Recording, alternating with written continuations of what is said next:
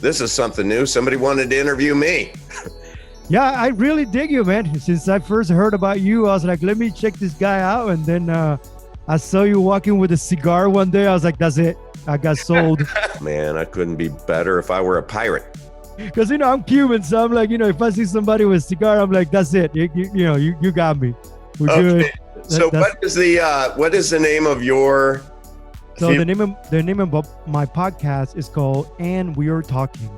So when I first heard about you, and then I heard you live here in Tampa, I was like, dude, that's awesome. I'm like, that's a fellow pirate right there. And I'm like, I dig it.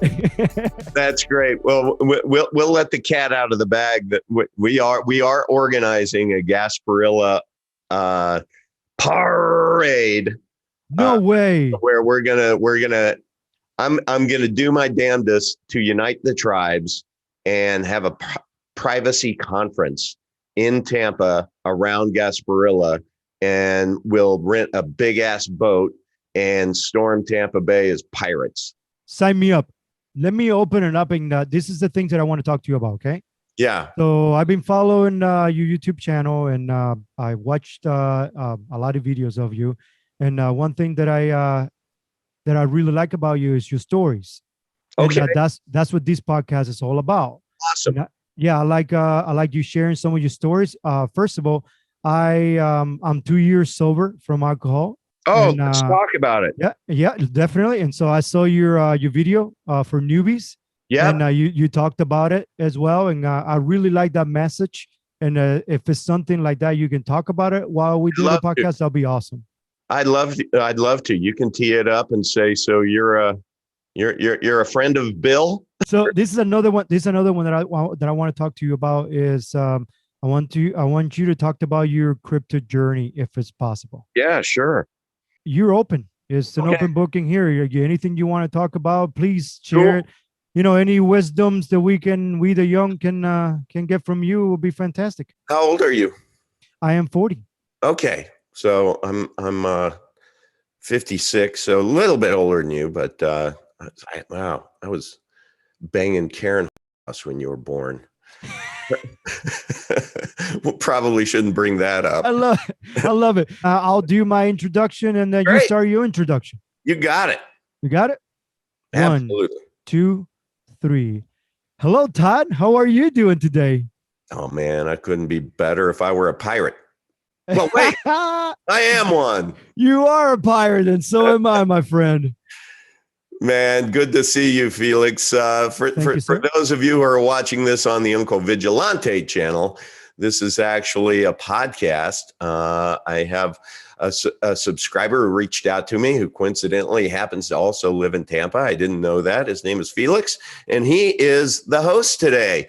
He actually turned the tables on me and said, "Hey, would you please could I have you on? I'd like to talk to you about crypto and your backstory a little bit and whatever else." And I'm like, absolutely. You're a fellow pirate, and we're all in this together. So this will be kind of fun for me. I don't have to do the thinking. You have become my favorite uncle. And what I want you to do is introduce yourself to my listeners so that they can get to know you a little bit better. Sure. Boy, how far do I go back? All right. Let me, I outswum 28 million competitors to my mother's ovum. Do you want me to go back that far or no? No. Okay. No. So we won't go back that far. I'm a 56-year-old dude, have been a business guy, have had a great career, lots of successes, have had some failures along the way associated with risks that were taken. That's life. And let's see, man, I just I live in Tampa, and boy, about a dozen years ago, not a dozen, back in 2012, I started going down a lot of different rabbit holes, that you might call conspiracy related. And I think there's lots of us out there that when YouTube used to not censor, you could get lots of different content, and it's just like, you would learn something. You're like, huh? You're kidding me. No, that's not true. No way. And then as you start doing your research, you have all of these ahas, and you're like, whoa, this world isn't the way what I thought it was. And then in 2018, I was having a conversation with a gentleman that kind of pushed me a little too far on, he actually challenged me on history, and that history is a hoax. And that just was like, I'm out. So I just kind of hit Control-Alt-Delete on that scene, and I just became an absolute normie. Man, I didn't do any critical thinking for a couple of years. I just watched sports and Netflix and man, I started working out and stuff, and just really disengaged my critical thinking.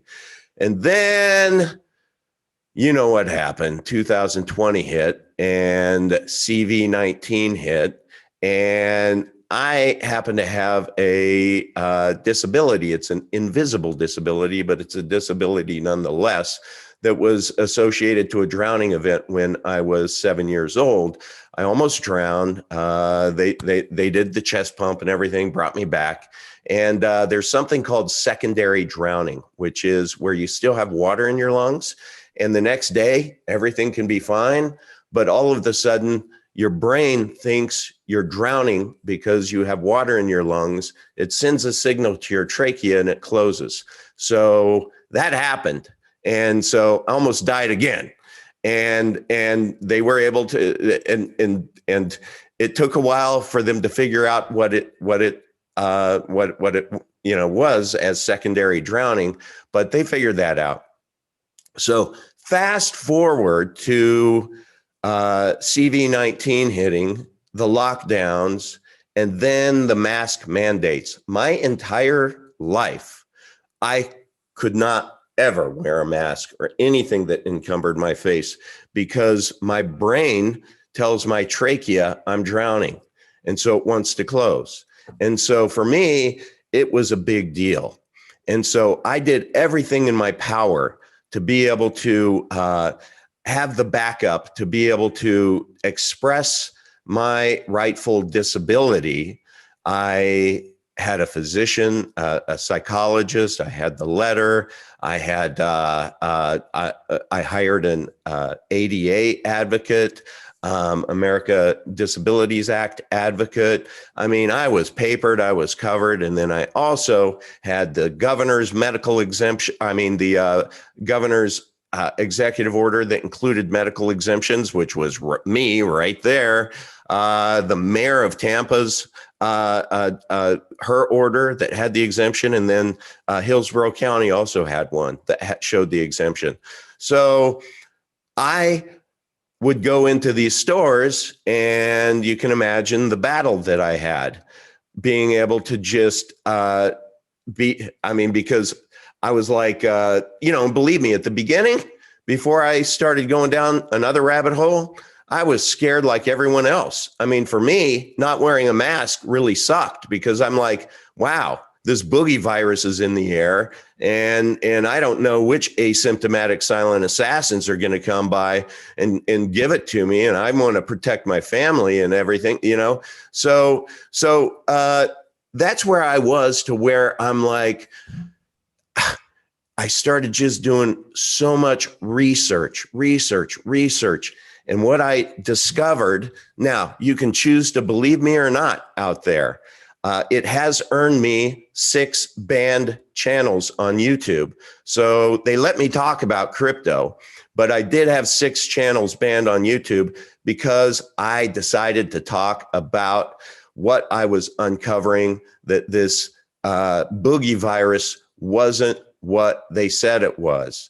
It was, my estimation, they hijacked flu season and rebranded it, and lots of people made lots of money, and this was all about control.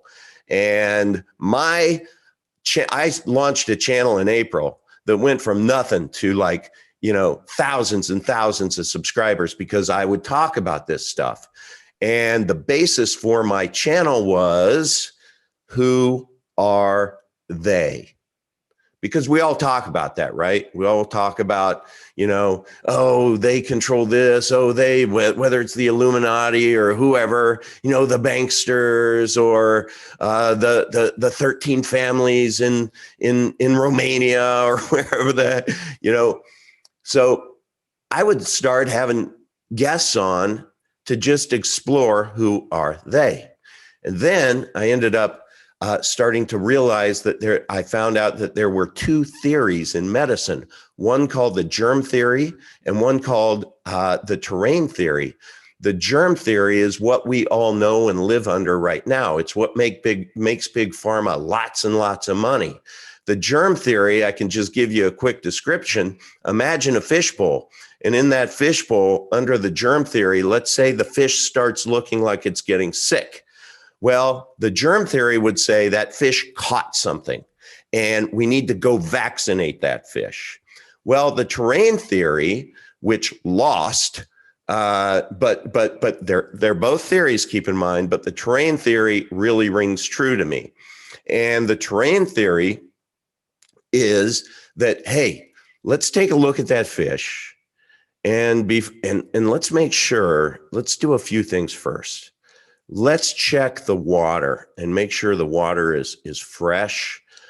Let's make sure there's enough plants in there for them to get some oxygen. And there's that mold on the side, of the tank. Let's get that off. Let's get the rocks out of there. Get some fresh water. So you're curing the environment and the terrain, because the terrain theory says you do not catch a virus.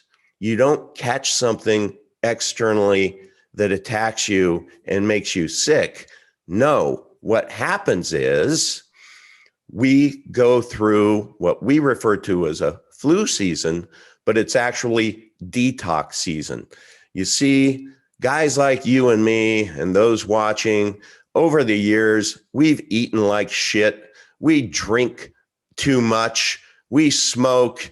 We just don't care for our bodies. We don't get enough exercise. And so what happens is toxins slowly build in your system. And let's just imagine a cell, to make it simple, because I have to speak in pictures. If one cell is like your room, and you start realizing over time that, man, my room is getting dirty. It's getting dusty. There's like dog hair on the floor. I need to clean this because it just can't keep going on. I just feel awful in here, And so what the terrain theory says is your cells will blow a whistle and they'll invite in a SWAT cleaning team. These are called exosomes. Those exosomes come into your cell. They look a lot like viruses under a microscope, okay? Keep in mind, there are two theories. So what the germ theory would call a virus under a microscope, the terrain theory would call an exosome. Now, exosomes are bodily born. Your body is amazing. It creates them. And their purpose is to come be the SWAT garbage men. They come into the cell and they, like a sponge, soak up all of the toxins. And once they fill their garbage bags full, they blow their whistle and boom, they're expelled from the cell. Now they're in your system. And they blow their own whistle. They get on the megaphone and said, "Get us the hell out of here." And then your body cooperates because it's all orchestrated to detox you. And your largest organ goes to work and starts sweating. You puke, you have diarrhea, you have mucus, you blow your nose. All that is your body cooperating with the detox process to get the toxins that have been put in your body by yourself.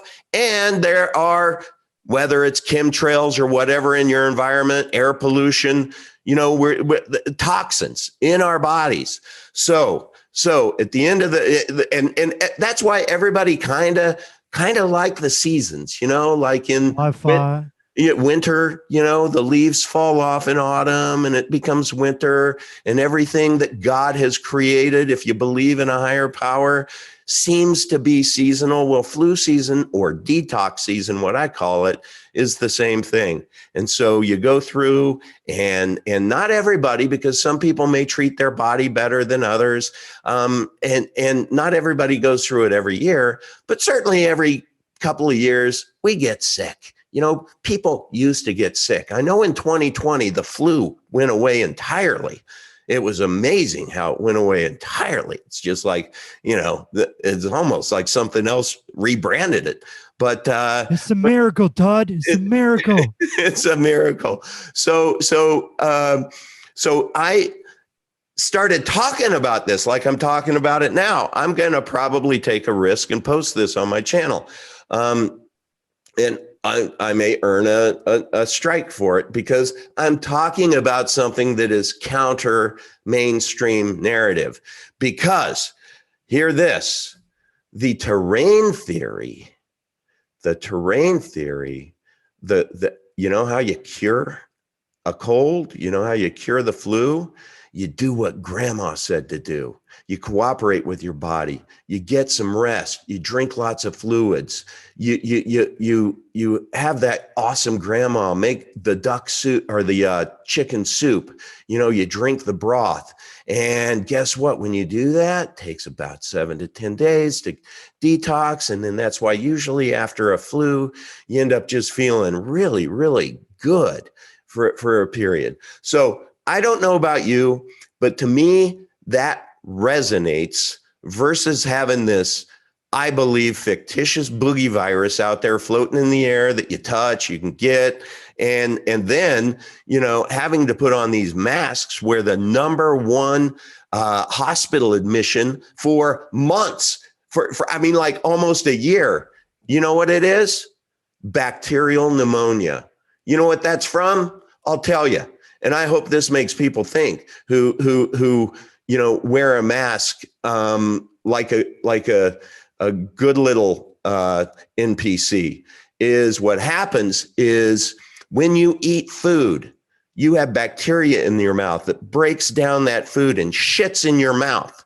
And when you exhale with a mask on, that both bacteria and the bacteria shit go get caught in that mask where they normally wouldn't. They would just go out and they would dissipate. But now what happens, if you breathe naturally, like you and I are breathing, our body and our lungs are calibrated for that. But when you put something over your face, you do what? You breathe harder, right? So when you breathe harder, you are pulling that bacteria and bacteria shit past your tongue, past your esophagus, into your lungs, and that bacteria ends up growing in your lungs and you get sick. Now, they're going to blame that on something else, but that makes more sense to me. That makes more sense to me, which is why, I think a lot of people have gotten sick, because of wearing the mask and not something else. But so that's that. Now, when I started talking about this, I kept getting banned. And I'm a stubborn old uncle. And I decided, you know what? I don't care. I started a Telegram. And I'm like, and I went by Uncle Odd. And the reason why I'm Uncle Odd is I had a nephew who could not enunciate Todd. And so one Christmas, I got an Uncle Odd hat and it stuck. So I called, my show was the Uncle Odd Show. So I decided, hey, I'll start an Uncle Odd Telegram channel. And every time I get banned, as long as you check that, I'll be like a veritable whack-a-mole and I'll pop up elsewhere. And I don't give a shit if I get 3 more strikes and I'm out. I'll just keep speaking truth and hit that notification bell and get the live stream, because if you miss it, it's probably going to be deleted really quickly. So I played that game to where my last channel in December, I think it dwindles down to where you end up going from thousands and thousands of subscribers to, I think I ended up like with 100 in December. And I got my final ban and I was just exhausted. So enter January. Second week of January, I had gotten a commission check from the year prior, and I've shared it before, but it was 30 grand. And coincidentally, I had somebody say, who knew me from the Uncle Odd channel, was like, Uncle Odd, you have to invest in XRP. And I'm like, I had no idea what XRP was. And I said, well, what is it? And he said, it's crypto. I'm like, dude, I just know nothing about cryptocurrency. I've never even played footsie with that asset class. And he said, well, you got to buy XRP, man. I'm just telling you. And so this guy, I liked him. He was a longtime fan from the other channel. He engaged a lot and did a lot of rabbit hole research that I respected. And so I'm like, okay, what the hell? And I went in all on XRP, on Coinbase. So what did I have to do to be able to invest in XRP? I had to figure out how to get my fiat dollars from the bank onto an exchange, which was Coinbase, how to buy those coins, and then ultimately how to get those coins off the exchange into an offline cold storage wallet. And through that entire process, it was just frightening, because when you hit send, when you send your crypto and it disappears, and you're like sharding your pants because it's not appearing in this wallet thing, this Exodus wallet that this guy told me to put on my computer, then, and you think that you've just lost it all and you go crazy, and you've been there. I can tell by how you're nodding. We all go there. And so, my experience was with Trade Ogre. Oh my God, it took so long, Todd. That's and I swear to God, I never felt so impatient in my life. I was shaking. I was like, oh my God, I lost all my money. Yeah, exactly. And so I ended up getting that XRP, and sure enough, very quickly, there was SEC filed a lawsuit, and XRP was delisted from Coinbase. So that means, I didn't know what that meant. It's like, what was it worthless? So I have my XRP in my Exodus wallet. What I have learned from, lots of people since then is friends don't let friends buy XRP, but that was my first crypto experience. So I decided that, and by the way, it hadn't performed that badly. It went from 22 cents, it got up to $2. It's now down in the 90-cent range. But so I've just hodled it, because in my mind, I got to hold it at least a year so that I can, I don't pay my so I can get capital gains taxes on it, pay 15% instead of 30% on it. And I'm glad I adopted that strategy, because those people who get over their skis and start thinking they're day traders, you're only going to get wrecked. I'll tell you that much. So I started I started investing more money. My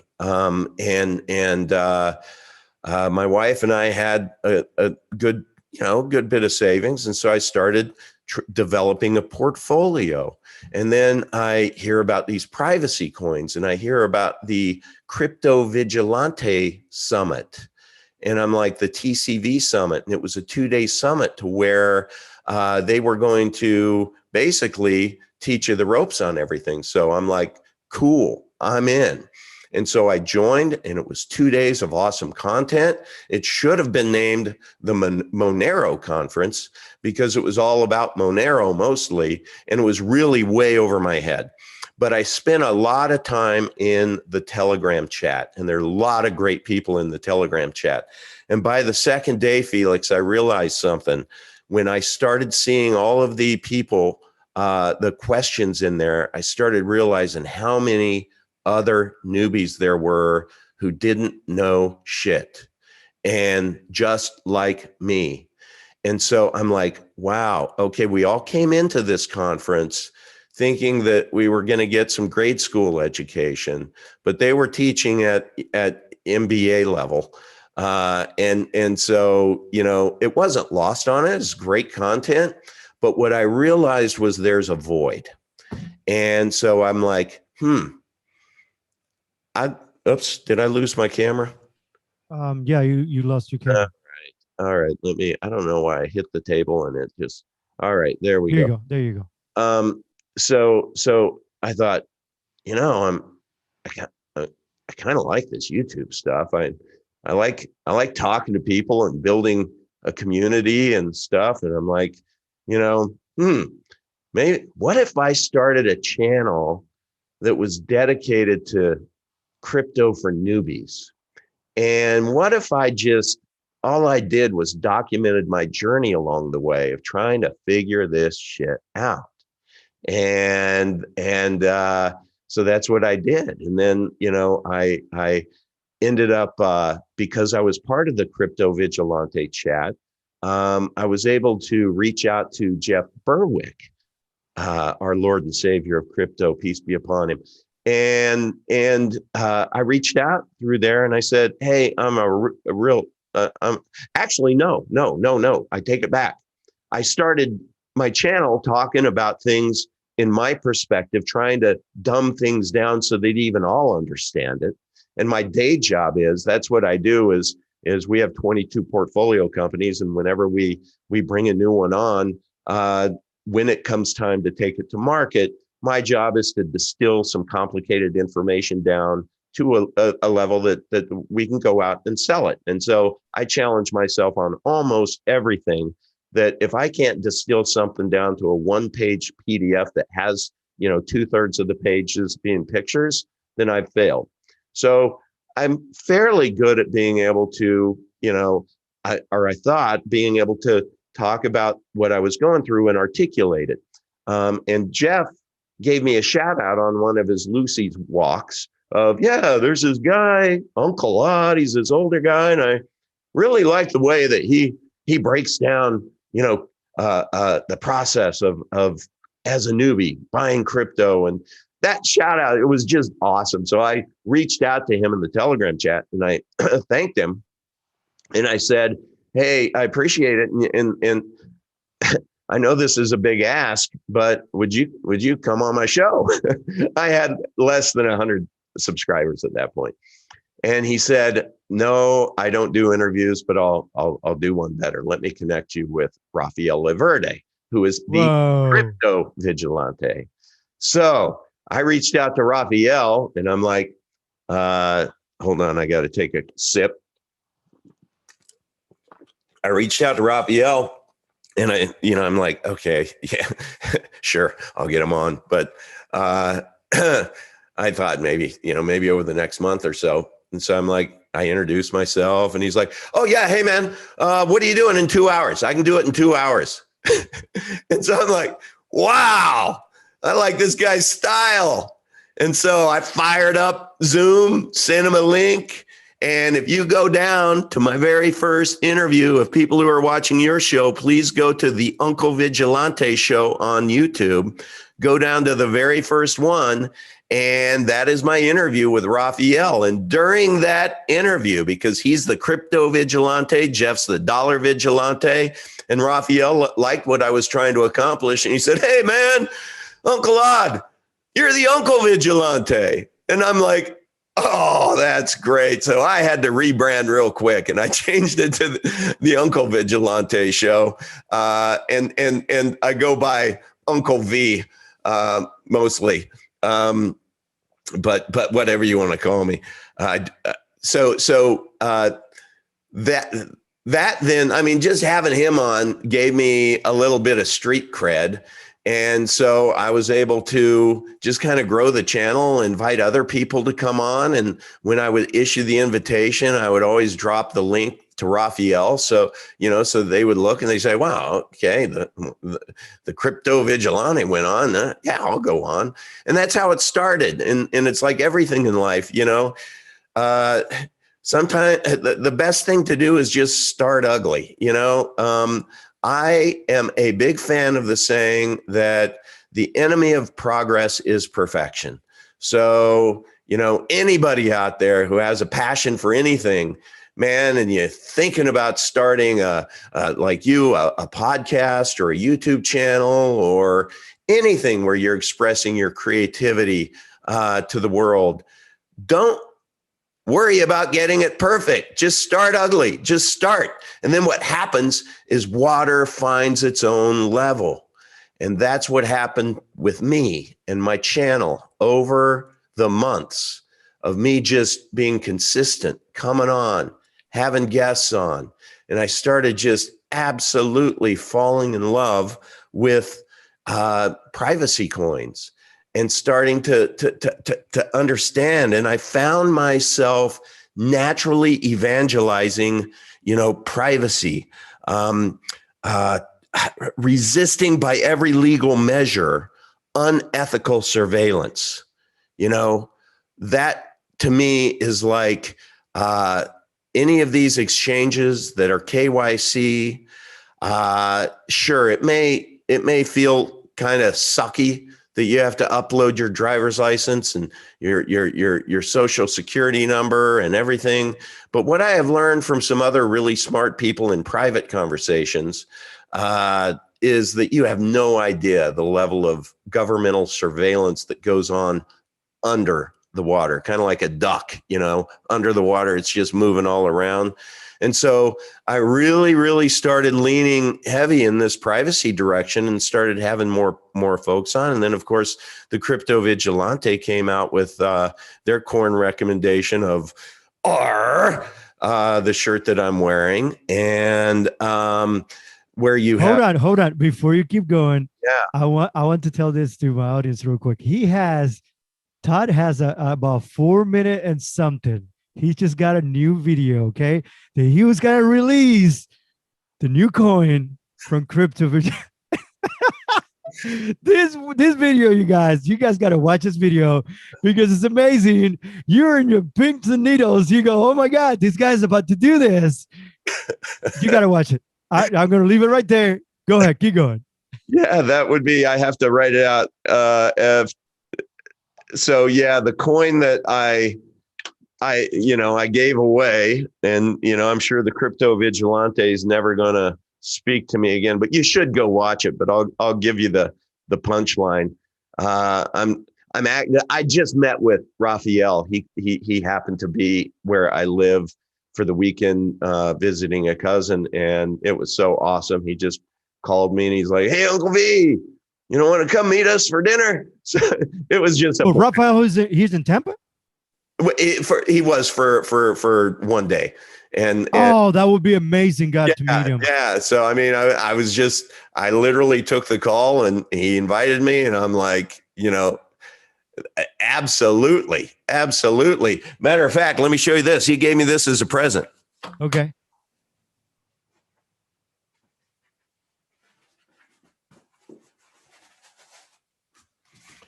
He gave me this as a present. This is a real pirate hat, which he said was given to him by one of the actual founders of Pirate. So that is very cool. So Raphael was there, and we had a video where we're going Arrr, and stuff like that. So I posted that so people knew that I was with Raphael, right? And so then I decided I'm just going to have a little fun.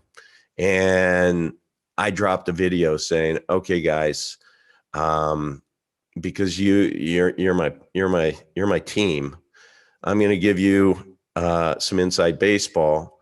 I do know what the pick is, and I have not been to CoinMarketCap to see where you can actually find it or what exchange, but I'm going to give it to you, and make sure you're writing it down. I think I have it right.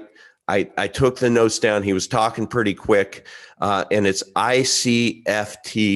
So that's the coin, ICFTY. And so go and do the research. Socket research. I couldn't find it, but I know I got it right. I remember it clear as day. I'm like, "Raphael, what is the new coin pick?" And he said, I can't fucking tell you. And he said that twice. And so I'm writing it down and I'm writing it down. So I know I have it right because I heard him clearly. So it's ICFTY.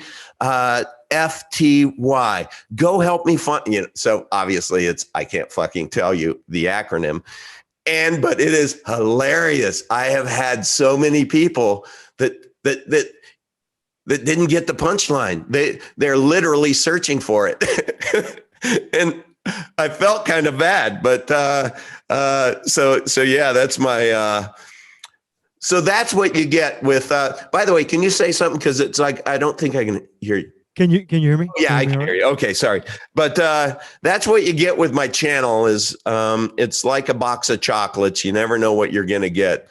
And it goes in seasons. Like I love going, love going on cigar walks. I like my cigar, and I decided a long time ago that instead of smoking a cigar for an hour and a half in my backyard, I'd just walk. So I started walking and doing that, and then I ended up. That's how you hooked me.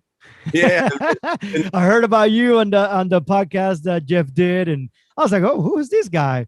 And then all of a sudden, I saw you walk with a cigar. I'm like, "Oh, he got me." I'm like, "I'm Cuban. I mean, I love cigars." And yeah, that's one of the things that I tell this to people, okay? Yeah. You don't have to inhale a cigar, okay? And you mentioned that on your video, by the way. Thank you for saying that. Yeah. And because I do the same thing, I do not inhale the cigar. Yeah, exactly. So this is what I tell people.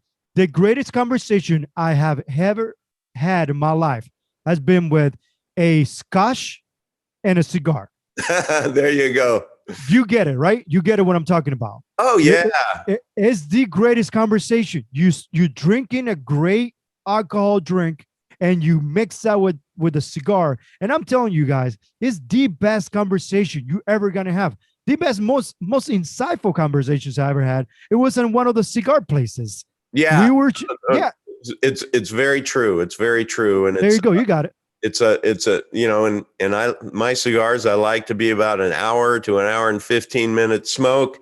And so I started walking, and I got one of those DJ whatevers that I could put on a tripod. And I decided, well, I'm just gonna start talking about whatever the hell I want to talk about on my walks. And I'm a one-man show, so I don't I don't have a production team to send anything to, but I think I do a pretty good job of being able to edit it down. And I have a famous Instagram dog named Zammy Pup, ZAMMYPUP.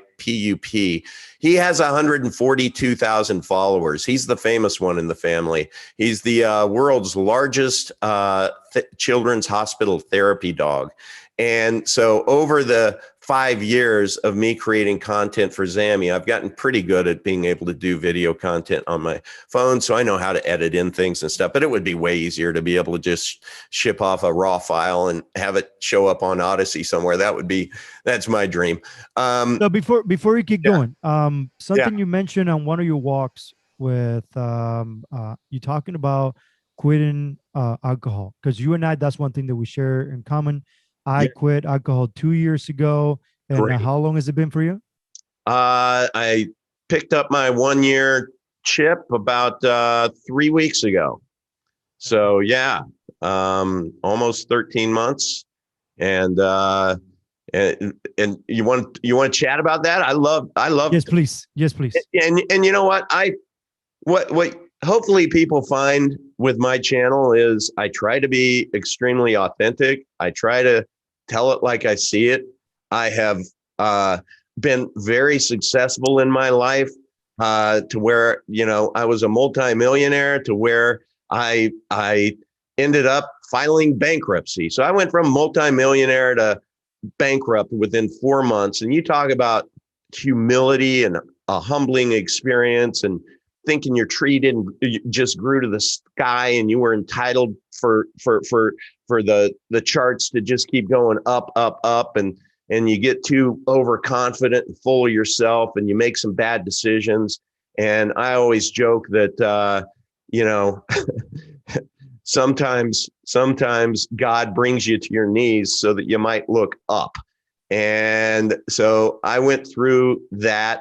And during, I call it my lost decade, which was from 2008 when I filed. I think a lot of people share in financial destruction from 2008. I've learned I'm not alone, but I've scrapped my way back. And but over that time, I always drank. But it really wasn't until, so I'm 56 now. It really wasn't until I was probably about 52 52, I think, to where when they talk about alcoholism becoming progressive, you know, it's like I used to be able to drink,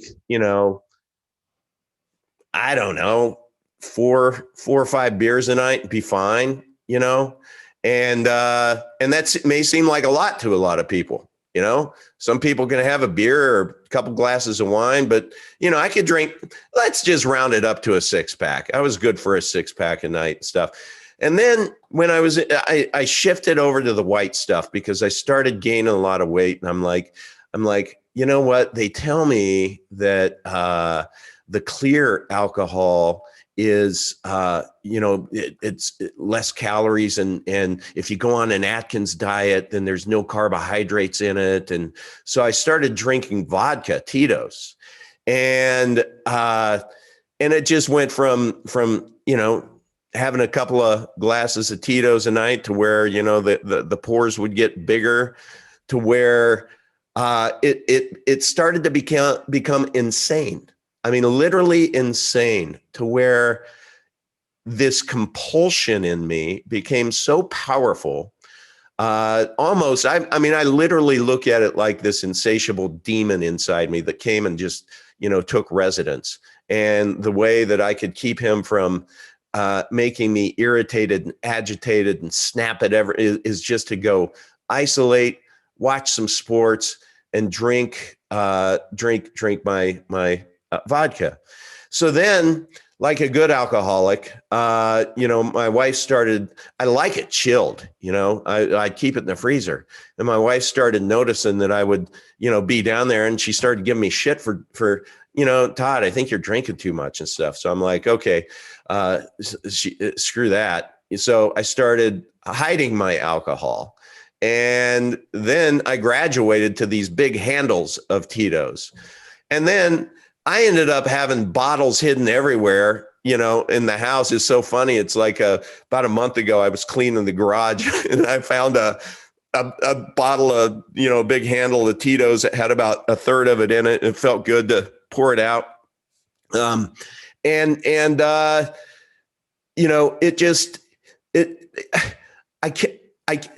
can't describe it. I've been a functional alcoholic all my life, I guess you could say. I was always that guy that drank at parties, and man, when I talk about the progressiveness, it was like this accumulation of progression and depression, and that obviously feeds off each other. Weight gain, it like all snowballed, to the point that there was a time in it was in November 17th. I was watching the Tampa Bay Buccaneers. It was a Sunday night, and I had this big ass bottle of Tito's, and it was like I just kept drinking it and drinking it and drinking it. I mean, till I passed out entirely. My wife woke me up at 3 a.m. and I had pissed myself in the recliner. And I'm like, that's it. This has me. I'm going to die if I keep drinking. I can tell, because I can't stop. I start with the best of intentions every day, being disgusted with myself the night before, saying, today's the day, I'm not going to drink anything. And then that compulsion starts kicking in, and it's like a demon. It's a demon that if you don't satisfy it, it just haunts you. So that was the first night. I'm like, I don't know anything about this AA stuff, but I Google searched and I found a AA meeting, and I went in there sheepishly, feeling like a piece of shit, and sat in the very back. And, this particular room, they call them, it was packed with if the average age was 70, I'm being kind. But also there were about 4 professional men in the back. And one of them came up to me afterwards because I picked up my white chip. I think I lost myself again. Let me just get my video back. I picked up my white chip, Felix, which is the world's smallest life preserver, they call it. And that designates that, you have arrived at the conclusion that you're powerless over alcohol and that you're ready to give it up and you're ready to, start the process of sobriety. And it's very, very hard to do that. It's very hard. Usually people, rarely do people get sober for themselves. They usually do it for others because they've gotten into they have a DUI and they have to do it. They're about to get divorced. They have to do it. They fucked something up. And so they have to make some amends. And so by saying, hey, I'm done, I'm going to AA now, I'm good, but until you do it for yourself, I found that it doesn't stick. And I'll tell you a story that related to alcoholism. It was like, man, they say go to 90 meetings in 90 days. And I almost did. Probably got 80 meetings in. And seems like a lot, but you're rewiring your brain. But the coolest thing was about 2.5 weeks into my sobriety, I woke up and I'm like, whoa, yesterday I didn't even think about drinking. And that was the first time I didn't think about drinking since I was 18, man. I'm not shitting you. And so that was pretty amazing to me. That was a miracle.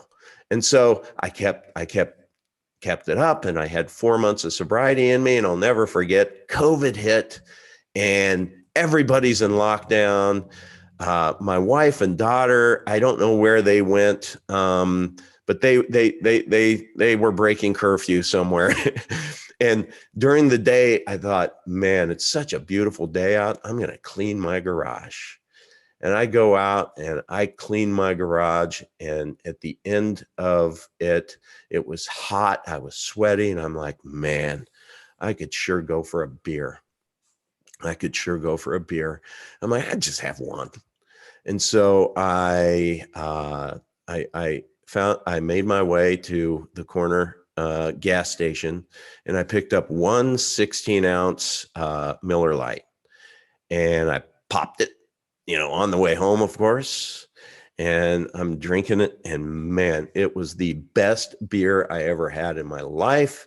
It gave me that perfect little buzz, and I didn't drink anything else. I didn't have anything else. I was like, man, I got this. So the next day I woke up and I was kind of in a really good mood because I started thinking, I got this. I can have another beer tonight. And I called my sponsor, because when you're in AA, you have a sponsor, and part of it, especially the first year, is to call your sponsor every day. So I called my sponsor the next morning, and alcohol turns me into a liar. So I lied to Kevin and said, yeah, I had a great day. Made the 7 a.m. meeting. Yeah, I knew he wasn't going to be there. I said, yeah, didn't know if I'd see you there or not. And so, I'm already lying. But I was excited, man, because it was lockdown. It was like, from a work standpoint, it was like the offices were all gone. It was like nothing to do. And so I waited till like after 5 o'clock, and I went to the corner store, and I'm like, I'm just, this time I want to be more efficient, because I'm going to get 2, because then I don't have to come back tomorrow. And so, but this time I found 2 24-ouncers, right? So I'm on my way home, and the first 24-ouncer is gone by the time I get 5 minutes, to my home. And I go into off fuck it mode. That off fuck it mode was, and I drank the second one. I got in the car and I went to the liquor store and I picked up a big handle of vodka. And when they talk about this being a progressive disease, meaning when you stop. So when I stopped for those 4 months, that slide continues. It's like, even though you stopped for 4 months, you're where you would have if you wouldn't have stopped for 4 months. It's just that absolutely psychotic. It is that insane. And so for the next 3 weeks, I was an absolute out of control. I've never been I've never been an angry drunk. My wife talks about it all the time, saying that, man, for all those years, I didn't think you were ever drunk. But those 3 weeks, it was like, I would just isolate myself. I would drink and pass out, isolate, drink, pass out, step and repeat, wake up, call my sponsor and lie to him. Finally, 3 weeks later, it was a Monday morning. I woke up and I tried to find an AA meeting, and the one I tried to find was closed. And as I was driving my way back, I'm like, I got to call my sponsor and tell him what I did. So I called my sponsor, and I was just crying like a baby, telling him that I had been lying to him and that I'd been drinking for 3 weeks. He says, hey man, come over. Let's talk about it. So I went over. I'm getting goosebumps right now just talking about it. I went over there, and the way Kevin handled me, just lovingly. And it's like, I'm pretty sure I'm not the first that ever, they call it, went out, picked up or whatever. But the key was, his words were, okay, you can look back at this and remember it. And it can be one of the biggest blessings of your lives, because it's your tuition of what happens if you take that next first drink. And he said, I really hope you remember that you're crying right now, and you're telling me that you feel like the biggest piece of shit and such a liar, and you're so out of integrity and you can't live with it anymore, and you just need help. And he says, I want you to remember that is your tuition. And then, and so I've been over a year since, and I tell you what, my biggest healthy fear in life is my next first drink. And I go to bed. Here's my prayer life. It's not very expansive, but I go to bed at night I wake up in the morning and I say, God, if you keep me from the first drink, I commit, I will not take the second. And so far I've held up my end of the bargain. And at night, I thank him for keeping me sober. And mine was, here's what happened. I never drank before I was 21 years old. Wow. And my girlfriend at that time, we were up in Michigan, and her sister she was 22, and she goes, hey, it's a tradition here in America. We drink when you turn 21. Mm-hmm. So I was like, I worked already in the bar. I was a cook. And so all I had to do was just get out of my shift at 1 o'clock in the morning and drink from 1 o'clock to 2 o'clock, because the bar closes at 2. Oh, right. So what happened was, I had my first drink when I was 21, and I was in fear, to be honest with you, because one of my mom's husband at the time, he was the nicest guy in the world until he had a drink. Yeah. And he beat up my mom a couple of times. Oh no. So I was scared to drink. That's why I never drink. Wow. Because I was scared that I was going to be an angry Felix instead of a happy Felix. Yeah, right. And then I got drunk, and I was very happy. I was one of those happy that you want to be around a kind of guy when you get drunk. And I was happy. And I felt happy. And I kept drinking and drinking and drinking and drinking. And at one point, I'm a musician, so I had a band. So we were drinking all the time. And there were some clues that were happening along the way. Many years that went by. Some clues that happened. And then all of a sudden, long and behold, I get pulled over, drinking and driving, went to jail. And the next day when I woke up in jail, my mom picked me up. And that was the most embarrassing time of my life, first of all. Yeah. Because I didn't think that I was an alcoholic, but I was, because at that time I was losing it. Yeah. And when I talked to my father on the phone, I don't care much about the way he thinks about me, because my father and I, we don't have that great a relationship. Yeah.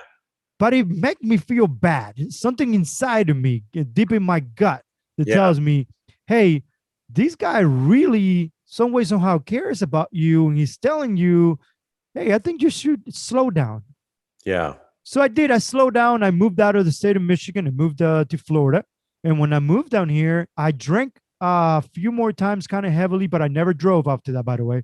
So after that episode, I never drove. So I never did the drinking and driving anymore because I was afraid. I didn't come to America to be in jail, man. I came here for freedom. You know what I mean? It's like that was my main thing that I came to this country. There's two things why I came to America. One of them is to be free, and another is to be rich. I want to be rich. I want to have money. I want to just be able to have freedom. And I started noticing that that's what money is equal, freedom. Yeah. So, but I didn't understand that stuff because no one taught me that. So Wow. all of a sudden, I stopped drinking more and more and more. Stop. And I was drinking once in a blue moon, actually. Mm-hmm. And then on May, I have it right here on my phone. That's why I was just like, I was looking down. On May 10, 2019, on a concert to Slayer, last show ever. I love Slayer. And last show, I got so drunk before Slayer went on stage that I missed the whole entire show. Yeah. So I paid a lot of money. Yeah. And I fell asleep, Todd. Yeah. While metal show is going. Who falls asleep in a metal show? Wow. Well, I did. Yeah. And I woke up the next day with the biggest hangover ever. Yep. And my 3 children at that time, because I had just have 2 new ones. Oh, wow. My 3 children at that time wanted to play so bad with me, and I couldn't play with my children. Yeah. And I love my children too much. Yeah. And I told my wife, this is it. I will not drink ever after that episode. And I haven't. It's been 2 years, and I feel great. That is so amazing. So you've been able to do it just on your own. You haven't gone through any kind of program or wow. Nothing. Good for you. Good for you. I mean, there are folks out there that absolutely have the willpower to do that, where you just wake up and make a decision, and wait, but there's more. Yeah. Okay. I told my wife that when Arrr make me rich, I will have a scotch and a cigar. Cigar. Okay. Well, I'll have the cigar with you, and I'll have the cigar with you. It's well, that's I'm glad I want to tell everyone out there that if you are having any kind of substance abuse problem, look, I remember when I was driving to that first AA meeting, and I'm just horrified. I'm just like, those aren't my people, man. I mean, those are a bunch of drunks that are in there, right? Now, fast forward, and I will tell you that inside those rooms, inside that program, are some of the smartest, wisest, coolest people I've ever met in my life. I find usually that alcoholics tend to be pretty smart, frankly, and we all carry our own pain for whatever reason, and really that's when we're trying to escape. Usually we're trying to escape from inside our own head, and when you think about at least Alcoholics Anonymous, the first 3 steps distilled down, like I need to distill it down so that all understand them, is I can't, he can, and I think I'll let him. So basically, I can't stop drinking. My higher power can, or so they say. And the 3rd step is just giving it up and saying, this is on you. Lord, you keep me away from that first drink and I won't take the second. This is on you. So you just give it up. Now, what's going to trigger a lot of people are the words like higher power or God or Lord or anything like that. And I will tell you that the first thing you learn in there, I'd say probably maybe 25% of the people in those rooms, I'd say are either agnostic or don't believe in God, but they are sober and they've been there a long time and they talk about their higher power. And for them, the higher power may be just the group conscience. the higher power may be their sponsor. You know, it does. So get that out of your minds that you have to all of a sudden, you know, find Jesus.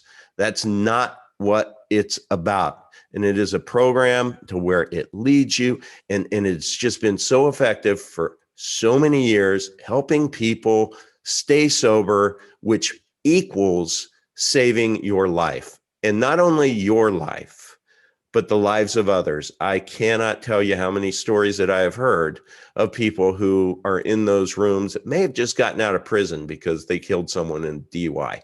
And we don't think about that. I mean, when I had my 2 24-ounce beers and decided to say, fuck it, and go get my big handle of Tito's that night, was I thinking about being impaired? No. I call pissing myself in my recliner a very high bottom, but there's a lot of people who have a very low bottom, meaning they have killed people, or they have, you know, damaged themselves somehow so badly, you know, or just from the inside out. I mean, I don't even need to go through all the stories, but all I'm saying is if you are addicted to any substance, there is help out there, and it's help from people who recognize the compulsion that drives you. We get it. We understand. We empathize. We understand that your willpower sucks, because our willpower sucks and sucked. And you can have the best of intentions and say, I'm never going to drink again. And then you just go into the off bucket zone and you take that next first drink and then step and repeat. 1 is too many and 10 isn't enough. And so I don't mind talking about this stuff, because I wish somebody that maybe I respected in business or whatever, you know, had the conversation out loud, not directed at me, but just being open and honest about them, because it's not a scarlet letter. And the biggest fear or I should speak for myself, the biggest fear I had was, man, it's going to suck if I go to dinner with Raphael and he's ordering a drink. What the hell? I mean, he's going to think I'm a douche, you know, not drinking, ordering unsweetened iced tea. No, people don't give a crap. And then what you find out sometimes is they didn't order a drink either. You know? Hey, listen, so you've been talking a little bit about the crypto, but can you tell us a little more about your crypto journey? Because that's one thing that that's the way I found you. But also, crypto is growing. Yes. And it's growing fast, and that terrifies the big G. And if you know what I'm talking about, big G, that means big government. And big government is trying to go after crypto. But you have an amazing T-shirt with letters Arrr. ARR. Yeah. And can you tell us a little bit more about the pirate chain coin? Sure, I'll do my best. Now, people who watch my channel, at the end of every video, I have a 1 minute and 9 second disclaimer, which is basically me saying, don't take my advice. Don't take the counsel of any of my guests that I have on my show. Why? Because I don't know shit. And it's true. So consider the source, guys. I'm new, just back to January, but I am have always been eager to learn and have been a sponge throughout the process, and am starting to figure it out. And I especially lean privacy. I really love privacy coins. If you watch my recent videos, you'll see that I'm having almost all of the privacy, the major leadership from these privacy coins on to talk about their projects. And I'm also trying to figure out how to discern what is a shit coin and what is not a shit coin, because we want to be aware of pump and dumps. And, you know, anyone can have a white paper and, you know, get some creative marketing and have a good story and hijack code from other companies and put them all together and say we're the best of the best. And then, just if they can get the right people to say the right things at the right time, you can pump a coin. And what happens is then those people who were on the inside or early in, they dump the coins at the top. So it looks like this, and then it goes down. And that's why when you hear the term left holding the bag, well, you're left holding the bag of worthless coins. And so my channel is dedicated to newbies. And part of it is, how do we keep our investment safe? How do we not become that statistic of somebody who invested something in something and lost it all? And so I'm trying to. How many private coins do you own? Right now I Companies. own Monero, Arrr, and Epic Cash. I like a lot. Okay. I am interviewing PRCY this week, and I'm also having Light Cash on this week. And I'm not investing in them before I talk to them. I didn't invest in Epic Cash until after I talked to Max Freeman. But I liked, and that interview is down below. And I dedicated another one last night to him because the only knock on the coin that I found was somebody said that it's not as fungible as Monero because they use Mimblewimble. So Mimblewimble to me sounds like a Dr. Seuss character. So go to my channel and take a look at the Dr. Seuss character in there. I saw that. Uncle Odd reads, Mimblewimble, who are you? And so I wanted to unpack, and that's what I do. It's like, I'm not just going to take somebody else's word for it.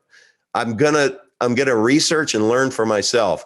And if I'm not careful, I might even learn something, that will stick.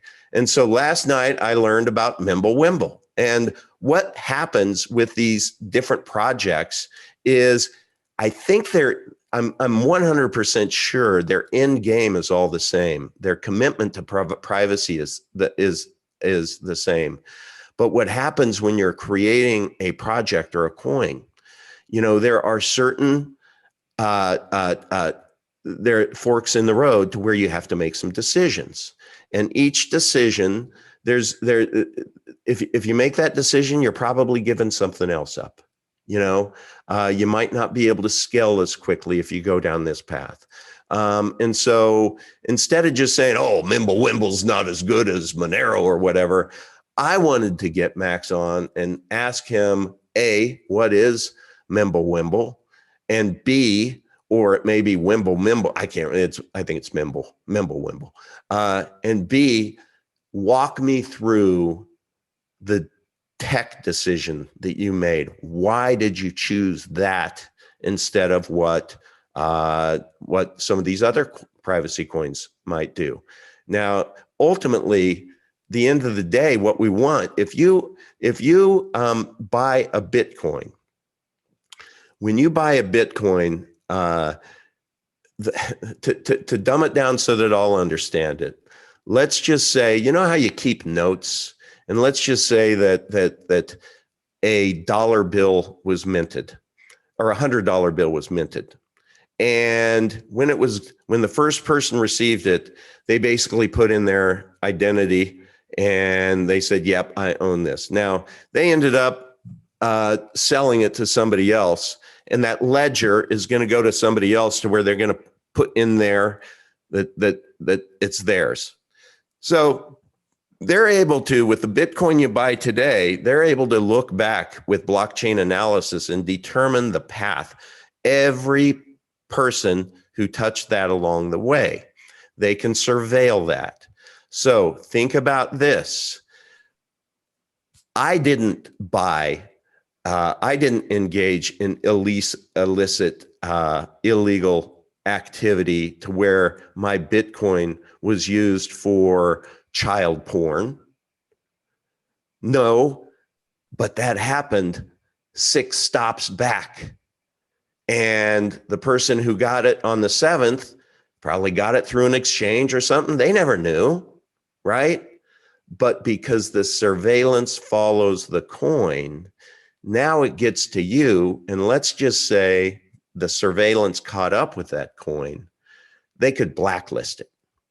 So there's a risk. There's a risk with any Bitcoin, frankly, that it could ultimately be blacklisted, right? Now, I believe that,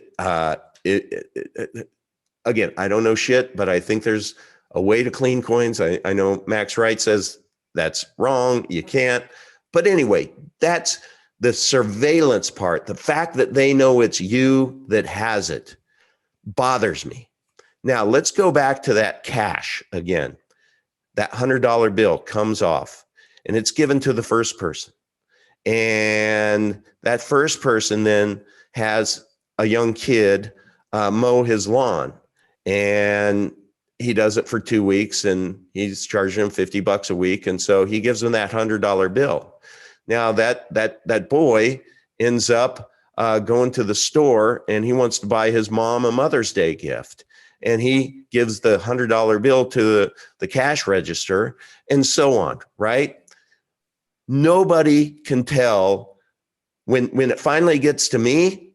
Certainly somebody's probably rolled it up and snorted Coke, I'm sure, right? But that Coke buy, even if they bought the Coke and they rolled it up and snorted it and used it, the fact that I have it, you know what?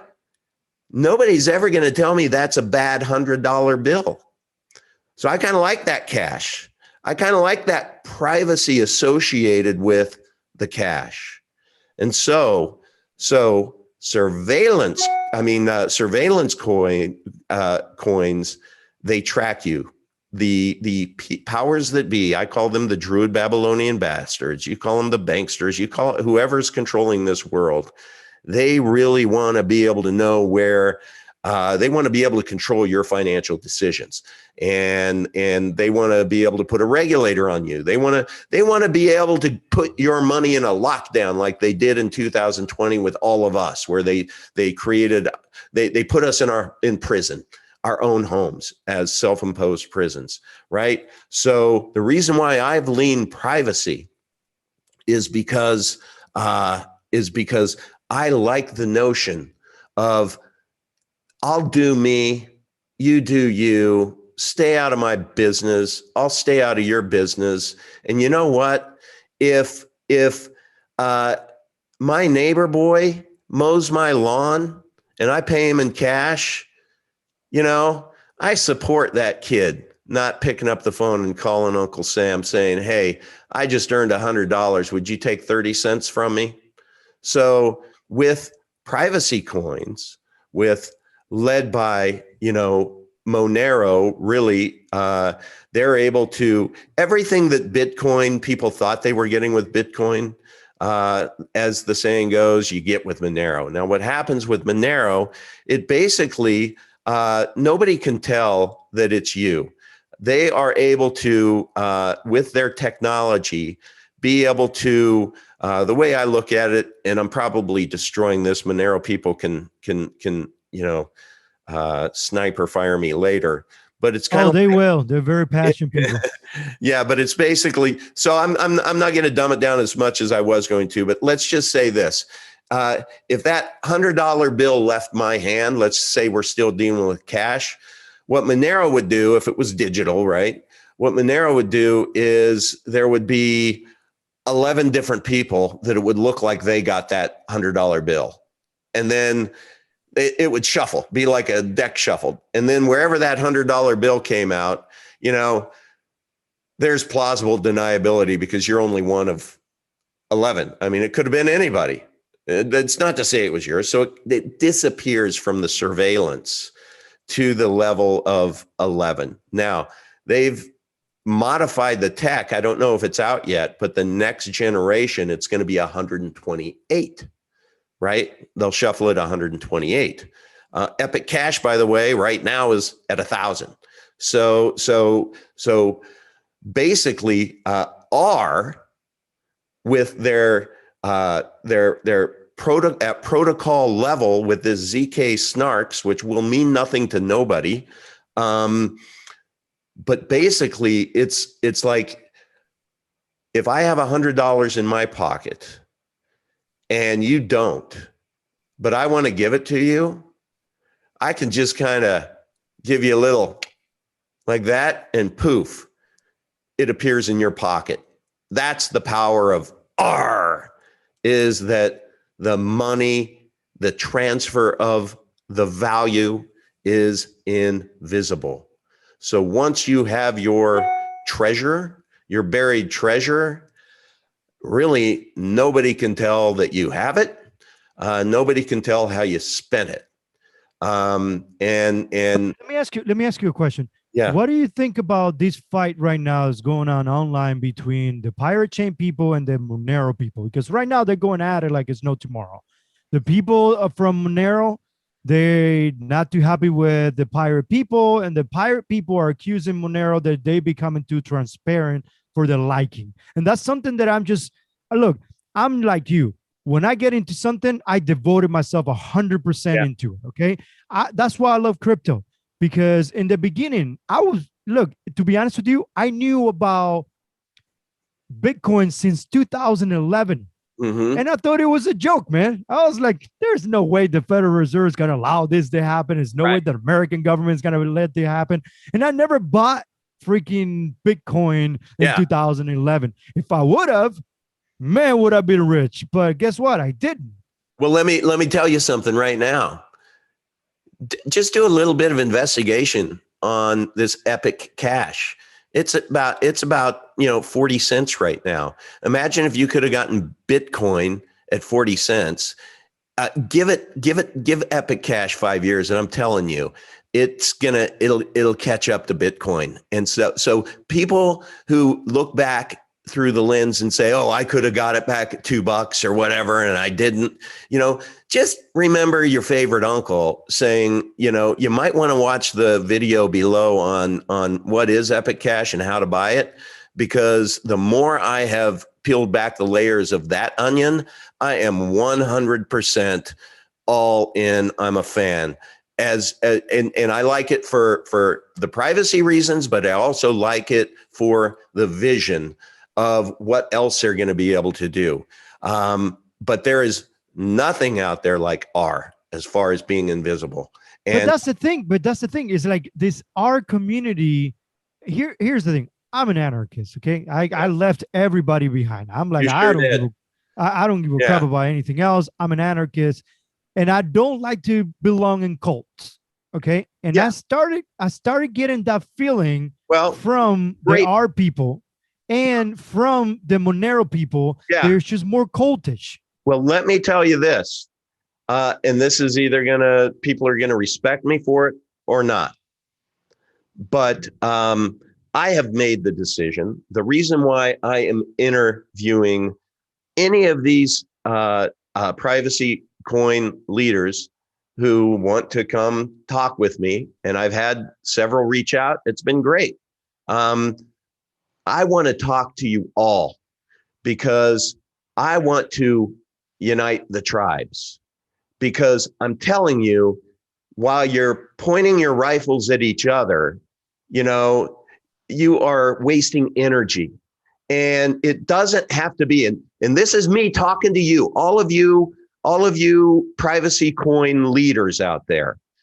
I am your customer. I am your investor. And I'm telling you, I don't look at it as both or either or. I look at it as both and.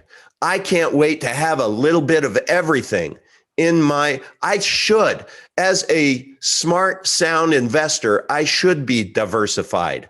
And so I intend to have Arrr, Epic Cash, Monero. I already have those three. After I have Zcash. I have some Zcash as well. After I talk to these other folks, I am pretty confident that I will invest in their coins as well. And I am organizing, this is a special announcement on your show. I am organizing a privacy conference for any of these projects that are privacy related, that is going to be in Tampa, Florida, around January 29th. Why? Because Gasparilla Parade happens on January 29th in Tampa. Look at my video down below where I say, "Are you with us?" Because what happens is Tampa Bay. If you heard of the Tampa Bay Buccaneers, they're pirates. Why are they pirates? Because Tampa Bay was founded by pirates. So they stormed Tampa Bay. So that is reenacted once a year, to where you have these big armada ships with all of these flags, and you have hundreds of people dressed up like pirates on these ships that storm Tampa Bay. And my vision is, let's work together. Let's work towards a privacy conference to where guys like me, investors, can come, have a fantastic time, learn more about your projects, what you're doing, not looking at like your competitors, but we're all on the same team, trying to beat back the Druid Babylonian bastards. And we're better if we're united. It's 1 + 1 + 1 = 111, not 3. And so people, the coin providers out there that get that are going to have my evangelical support. Those who don't, who want to remain in the silo, I don't give a shit. I will totally, sell my holdings, because for me, it is about the greater good. And I respect all of these companies right now. So I want to rent a big ass ship to where we can get 100 or 200 of our own Arrr pirates, Monero pirates, Epic Cash pirates. I don't care who you are. If you're in the privacy camp, you're in my camp, man. And so can you imagine how fun that would be to literally get on this big ship and come in? You talk about your cigar and your little brown stuff that you're gonna enjoy. What a special trip that would be, right? So you heard it here first. This is I am organizing it. I'm going to talk about it tonight on my interview with Captain Draith. I know they're supportive of it, and we're already looking at folks to coordinate it. I spoke with Max Freeman from Epic Cash, and he is willing to support it and do whatever he can. And what I want to do is create a GoFundMe page to where all of us pirates, or whatever tribe you're from, or whatever coin you prefer, you can donate some. For example, I could donate $100 of Arrr to this fund. And what that is the big ass ship fund. It's going to start out, and we're going to have a picture of Huckleberry Finn's raft. And that's what we can afford right now, to storm Tampa Bay. But as people support this, and 100% of it is going to go to basically this ship rental, we're going to keep track of, like, if we end up with $10,000, I'm going to figure out, okay, how big a boat could we get for $10,000? If it becomes $200,000, we're going to get one of these big ass armadas. We're going to get a captain of the ship, and everybody's going to come down. Not a bad place to come in Tampa, in the end of January, by the way. And this will be the event of a lifetime if you're in crypto. I believe. Sign me up.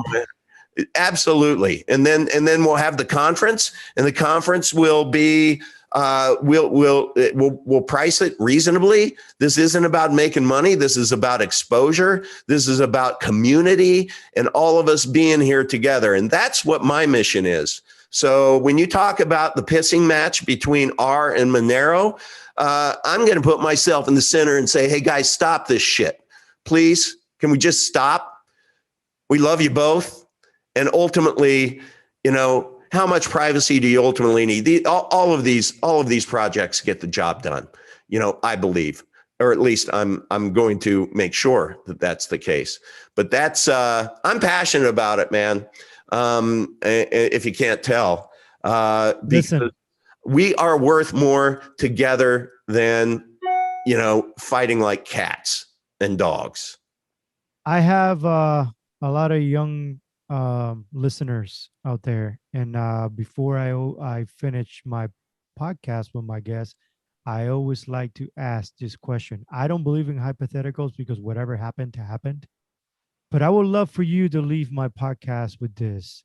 Can you tell the young audience what advice would you give them to have a better future?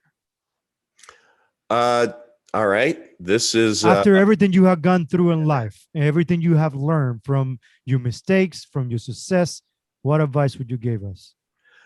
it would be really simple advice.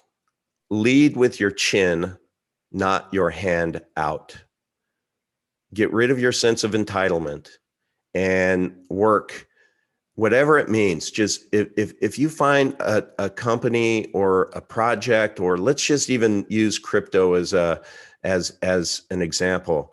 If you found somebody that was part of a lot of these crypto projects are volunteers. So go volunteer. I call it lean in.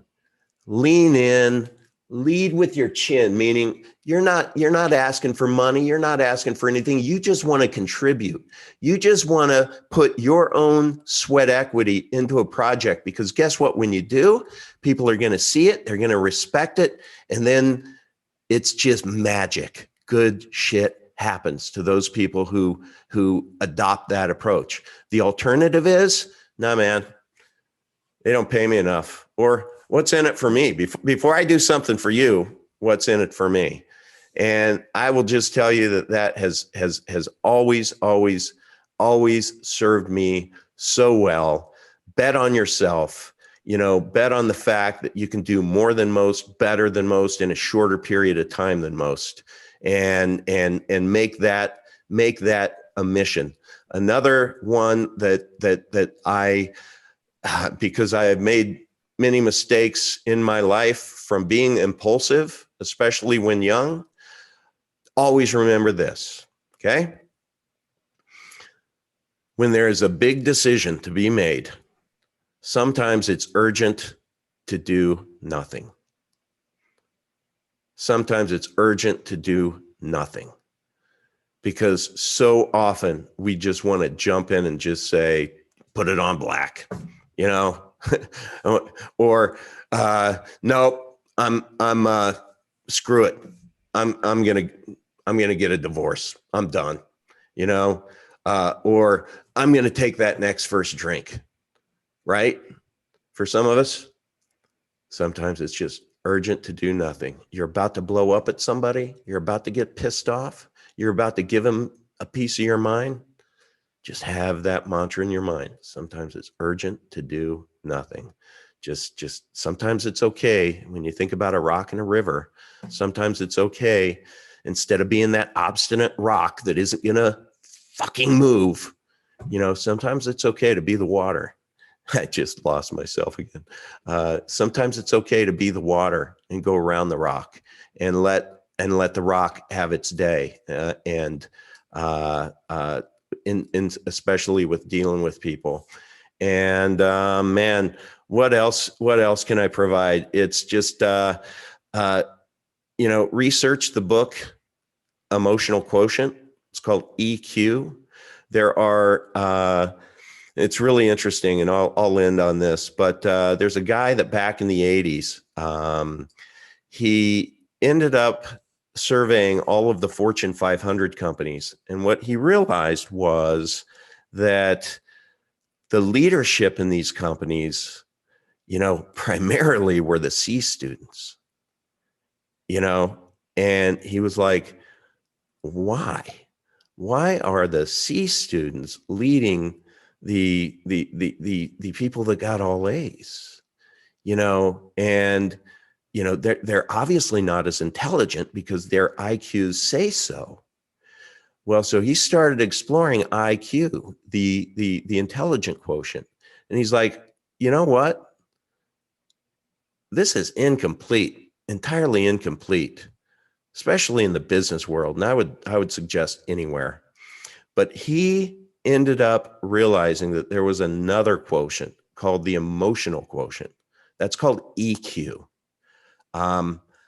I know personally, not to rehinge my shoulder and pat myself on the back. It's just that I know I have a very high EQ.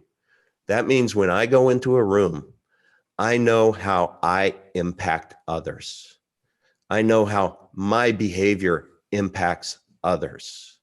There are some people who walk in the room that have zero EQ. They don't get it. They don't realize.